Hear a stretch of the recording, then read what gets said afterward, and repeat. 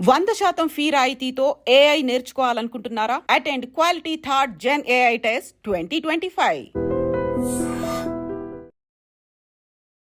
నమస్కారం, welcome to I dream. Health talks with Vijitha కార్యక్రమానికి స్వాగతం. ప్రస్తుతం మనతో పాటు ఉన్నారు general consultant doctor V Aditya Ranganath garu. ఇప్పుడు వారితో మాట్లాడేద్దాం.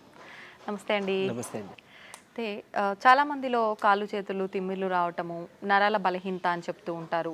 నిజంగా ఇటువంటి సమస్యకు ఏదైనా మనం ఇంట్లోనే చేసుకునే రెమెడీస్ ఏదైనా ఉన్నాయా ఈ సమస్యని సాల్వ్ చేసుకోవడం కోసం? ఖచ్చితంగా ఉన్నాయి. అంటే మనకి దేవుడు ఇచ్చిన మెడిసిన్ అంతా కూడా మనకి కిచెన్లోనే ఉందన్నట్టు మనకి అవైలబుల్ చాలా ఉన్నాయి. మోరోవర్ అంటే మీరు ఇప్పుడు అడిగారు, లైక్ నరాల బలహీనత గురించి అడిగారు కదా. ఇంకొకటి చాలామందికి డయాబెటీస్ ఉంది అనుకోండి. డయాబెటిక్ న్యూరోపతి అంటాం. అంటే నర్వ్స్ డ్యామేజ్ అయిపోవడం వల్ల కొంతమందికి అరికాలలో బాగా మంటలుగా ఉంటాయి, తిమ్మిర్లు ఉంటాయి, చురుకు చురుకు పొడిచినట్టు, జివ్వమని లాగినట్టు, ఈవెన్ చేతుల్లో కూడా, అరచేతుల్లో కూడా. కొంతమందికి స్పైనల్ ప్రాబ్లమ్స్ ఉంటాయి, ఒకవైపు బాడీ లాగినట్టు, కాళ్ళు చేతులు తిమ్మిర్లు అట్లా కూడా ఉంటాయి. సో ఇదన్నీ ఏంటి అని అంటే రిలేటెడ్ అదే నరాలకి సంబంధించే. సో నరాలు ఎందుకు బలహీనపడుతున్నాయంటే, ఒకవేళ కొంతమందిలో ఏమంటారు ఆల్కహాల్ అలవాటు, స్మోకింగ్ అలవాటు ఉన్నా కూడా ఒకవేళ అది కూడా డ్యామేజ్ చేస్తాయి. సో కొంతమంది ఒకవేళ ఎక్కువ ట్రావెలింగ్ చేశారనుకోండి, వాళ్ళకి స్పైనల్ ప్రాబ్లమ్స్ ఏదైనా రావడం, ఈ స్పీడ్ బ్రేకర్స్, ఈ గతుకులు ఇవన్నీ. సో అట్లాంటప్పుడు కూడా డ్యామేజ్ అయినా మనకి మళ్ళీ నెర్వ్స్ మీదే పడుతుంటుంది. అంటే స్పాండిలోసిస్ అలాంటి వాళ్ళకి కూడా ఈ ఇబ్బందులు ఉంటాయి చాలా బాగా. అండ్ డయాబెటీస్ వాళ్ళకి తెలిసిందే. సో మెయిన్గా మనం అంటే దానికి మళ్ళీ మనం డ్రగ్స్ వాడతాం. నైట్ టైం ఒక ట్యాబ్లెట్ వేసుకోండి అని చెప్తారు, కొంచెం ఈ తిమ్మిర్లు తగ్గడానికి వాటికి. అండ్ మళ్ళీ దాని నుంచి కూడా కొన్ని సైడ్ ఎఫెక్ట్స్ ఉండనే ఉన్నాయి. సో వాటి నుంచి బయటపడడానికి మన ఇంట్లోనే చేసుకోవడానికి నిజంగా బాగా పనిచేసే ఉన్నాయి. నేను చెప్తాను, ఈ పద్ధతులు మీరు పాటించండి, ఖచ్చితంగా తగ్గుతుంది. సో ఫస్ట్ థింగ్ మెయిన్గా ముందు రిలీవింగ్ చెప్పాలంటే, మన పెయిన్ తిమ్మిరో వచ్చింది రిలీవ్ చేసుకోవడానికి ఏంటో చెప్పి తర్వాత మనం డైట్లో కూడా. సో ఏం చేయొచ్చానంటే, ఒక 2 పాత్రలు తీసుకోండి, 2 కంటైనర్స్ తీసుకొని ఒక దాంట్లో గోరువెచ్చని నీళ్ళు వేయండి, కల్లుప్పు కలపండి. లేదు అంటే నార్మల్ సాల్ట్ అయినా ఓకే, బట్ కల్లుప్పు అయితే బెస్ట్. ఇంకొక దాంట్లో నార్మల్ వాటర్, మామూలు చల్లనీళ్ళు తీసుకోండి.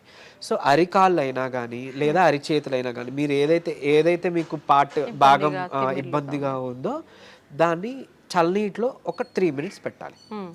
ఐ మీన్ నార్మల్ వాటర్లో 3 minutes అయిపోయిన తర్వాత టైం చూసుకొని దాన్ని తీసి వెంటనే ఈ గోరువెచ్చని నీటిలో మళ్ళీ ముంచాలి 3 minutes. మళ్ళీ సేమ్ చల్లనీటిలో 3 minutes, వేడి నీటిలో ఐ మీన్ గోరువెచ్చని నీటిలో 3 minutes. అయిపోయింది. 4 times కదా. ఇలా మార్నింగ్ అండ్ ఈవినింగ్ ఆర్ లేదా నైట్ చేసుకోండి. ఇది అంతా చేయడానికి మహా అయితే 20 నిమిషాలు పడుతుంది, లేదా 15 నిమిషాలు పడుతుంది, లేదా 12 నిమిషాలు, అంతే కదా, 4-3. సో ఇది చేసుకుంటే మీకు చాలా హవర్స్ వరకు రిలీఫ్ ఇచ్చేస్తుంది, డ్యామ్ ష్యూర్. సరే ఫస్ట్ డేనే ఒకవేళ రిలీఫ్ రాకపోయినా కొంతమందికి సెకండ్ డే థర్డ్ డే వస్తుంది, కొంతమందికి ఫస్ట్ డేనే రిలీఫ్ ఇచ్చేస్తుంది. ఇకపోతే మనం నెర్వ్స్ని ఏదైతే డ్యామేజ్ అయ్యో ఆ నెర్వ్స్ని మళ్ళీ మనం రీగెయిన్ చేసుకోవాలి కదా, ఆ నెర్వ్స్ని మనం స్ట్రెంథన్ చేసుకోవాలి కదా.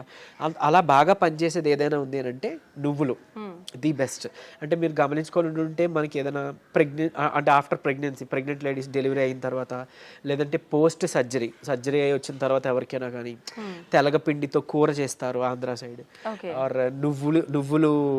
నువ్వులతో ఏదైనా పదార్థం చేసి ఇవ్వడం, ఇట్లాంటివన్నీ, మునగాకు, ఇవన్నీ యూజ్ చేస్తూ ఉంటారు. సో ఏంటి అని అంటే అవి ఇన్స్టెంట్గా ఎనర్జీ తీసుకురావడానికి, నరాలకి సత్తువు తీసుకురావడానికి హెల్ప్ అనమాట. సో మీరు నువ్వుల్ని ఎలా తీసుకోవచ్చు అని అంటే తెల్ల నువ్వులే, కడిగిన నువ్వులు, తెల్ల నువ్వులు తీసుకోవచ్చు. నల్ల నువ్వులు అంటే కొంచెం వెయిట్ చేస్తుంది అంటారు కొంతమందికి. తెల్ల నువ్వులు మీరు డైలీ ఒక మనిషికి 3 చెంచాలు లిమిట్ అన్నట్టు, అట్లీస్ట్ 3 చెంచాలు తీసుకోవాలి.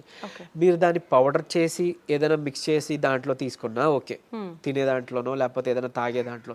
లేదు నమిలి తినేస్తామంటే డైరెక్ట్గా నమిలి తినొచ్చు, చక్కగా మంచిదే. తర్వాత మీరు దాంతో మన ఏమంటారు బెల్లం కలిపి నువ్వులుండ లేదా చిమ్మిలి చేసుకుంటాం, అట్లా దంచి చేసుకున్నా పర్వాలేదు, ఏదో రూపంలో ఇది తీసుకోవచ్చు. తెలగపిండి అవైలబుల్ ఉంది, తెలగపిండి కూర చేసుకుంటాం, లేదా తెలగపిండితో ఒడియాలు చేస్తుంటారు. సో అట్లా తీసుకోవచ్చు. తర్వాత ఇంకొకటి ఏంటి అని అంటే మునగాకు చాలా బాగా పనిచేస్తుంది. మునగాకు పప్పు కలిపి చేసుకుంటాం కదా, దాంట్లో ఖచ్చితంగా మీరు నెయ్యి కలపాలి, నెయ్యి కలిపి తీరాలి. నెయ్యి కలిపితేనే అందులో ఉండే పోషకాలు, న్యూట్రియంట్స్ మన ఒంటికి పడతాయి, అప్పుడు మనకి హెల్ప్ఫుల్ అన్నట్లు.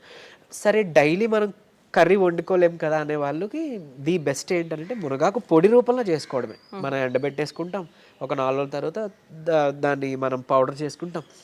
మజ్జిగలో కానీ 1 చెంచా, లేదంటే నీటిలో కానీ ఒక చెంచా మునగాకు పౌడర్ కలుపుకోవచ్చు.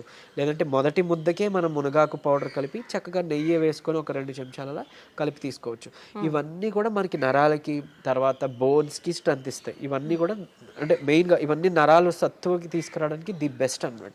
అండ్ ఇంకోటి ఒకవేళ ఎక్స్టర్నల్గా అంటే మనకి పెయిన్స్ ఉన్నాయి, నెర్వ్ పెయిన్స్ ఉన్నాయి, ఎక్స్టర్నల్గా మనం దాన్ని రిలీవ్ అవ్వాలి అని అంటే ఏం లేదు, ఇప్పుడు మనం లవంగాలు ఉంటాయి కదండి, లవంగాలు ఒక 2, 3, 4 తీసుకొని కొబ్బరి నూనెలోనో లేదంటే నువ్వుల నూనెలు ఇంకా బాగా పనిచేస్తాయి. నువ్వుల నూనెలో వేసి మనం బాగా కొంచెం లైట్గా అంటే లైట్ లో ఫ్లేమ్లో మరిగించేసి దాన్ని ఎక్స్టర్నల్గా మనం అప్లై చేసుకోవచ్చు. లేదు అని అంటే నువ్వుల నూనె కానీ కొబ్బరి నూనె కానీ, నువ్వుల నూనె ది బెస్ట్ అండి.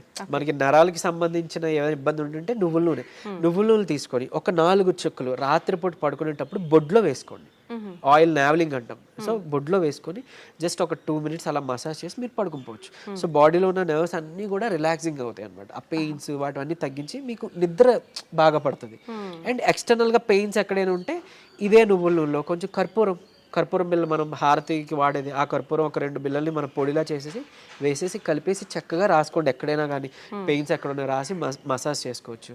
నువ్వుల నూనె దొరకకపోతే కొబ్బరి నూనె ఇలా చేసుకుంటే ఎక్స్టర్నల్గా పెయిన్స్ రిలీవ్ అవుతాయి. ఇంటర్నల్గా ఈ డైట్తో మనకి నరాలు సత్తు బాగా పెరుగుతుంది అనమాట. అంత బాగా యూజ్ అవుతుంది ఇది. ఓకే. సో అలానే మనం స్పాండిలోసిస్ ఉన్న వాళ్ళు కానీ స్పైన్ ప్రాబ్లమ్స్ ఉన్న వాళ్ళలో కూడా ఈ నరాలు లాగినట్టు జిమ్ అన్నట్టు అని మాట్లాడుకున్నాం కదా.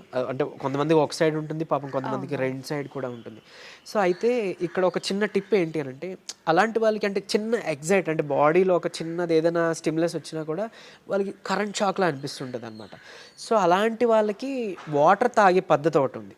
సో ఏం చేస్తారు అంటే మామూలుగా మనకి దాహం వేసినప్పుడు యూజువల్లీ మనం అలా పైకెత్తేసి గట్టగట్ట తాగేస్తాం కదా.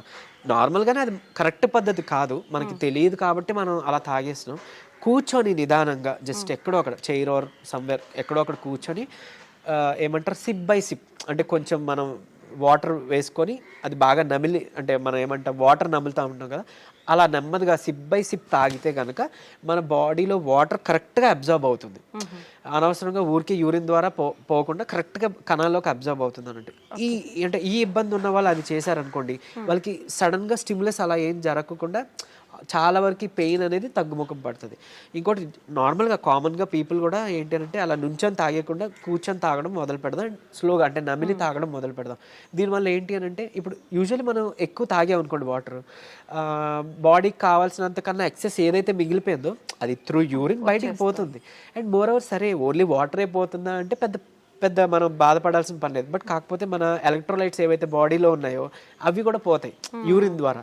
సో అందుకని మనకి నీరసం వస్తుంది, బీపీ లో అయిపోయినట్టు అనిపిస్తుంది. సో ఇట్లాంటి ఇబ్బందులు ఉన్నాయి. సో ఏదైనా అతివృష్టి అనావృష్టి అంటారు కదా, మంచిది కాదు అని అన్నట్లు. సో అందుకే ఈ పద్ధతిలో తీసుకున్నాం అనుకోండి కొంచెం మన బాడీకి హెల్త్ బాగుంటుంది. అండ్ ఈవెన్ పొద్దున్న లేచిన వెంటనే 1 లీటర్ వాటర్ తాగి అలవాటు చేసుకొని ఒక 1 అవర్ తర్వాత మళ్ళీ 1 లీటర్ వాటర్ తాగి ఇంకా అక్కడతో అయిపోయింది. మిగిలిన టైం అంతా డే నుంచి నైట్ వరకు కూడా మీకు దాహం వేస్తేనే తాగండి.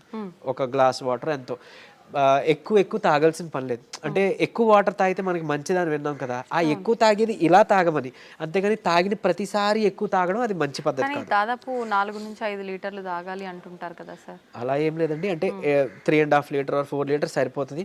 మన ఈ పద్ధతిలో తాగితే అంతే వస్తుంది. కొంతమంది అంటే వర్క్ బిజీలో పడో ఇంకేదో ధ్యాసలోనో వాటర్ తాగాలని మర్చిపోయి నిజానికి నేను విన్న కేసెస్ అట్లీస్ట్ ఒక 1.5 లీటర్ 1 లీటర్ కూడా తాగట్లేదంట డే అంతా. సో అట్లా ఉంటే చాలా ప్రమాదం. మన బాడీ అసలు మెటబాలిజం సరిగ్గా జరగదు, వెయిట్ గెయిన్ అయిపోతారు, మన కిడ్నీస్ మీద ఓవర్లోడ్ పడిపోతుంటుంది. సో అది మంచి పద్ధతి కాదు. అందుకే అట్లీస్ట్ పోనీ పొద్దున్న లేవగానే 1 లీటర్ వాటర్ తాగడం అలవాటు చేసి మళ్ళీ 1 అవర్ తర్వాత 1 లీటర్ వాటర్ తాగడం అలవాటు చేస్తే మన బౌల్ మూమెంట్ కూడా బాగా జరుగుతుంది.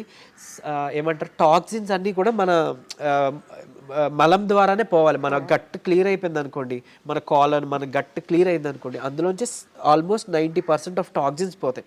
అక్కడే 95% ఆఫ్ రోగాలు పోతాయి, దోషాలన్నీ పోతాయి. సో అది క్లియర్ చేసుకోలేకపోతున్నాం కాబట్టి ఇబ్బందులు అన్నీ వస్తాయి. సో ఈ పద్ధతి పాటిస్తే ఓవరాల్ అంతా బాగుంటుందండి. ఓకే, థ్యాంక్ యూ అండి, థ్యాంక్ యూ వెరీ మచ్.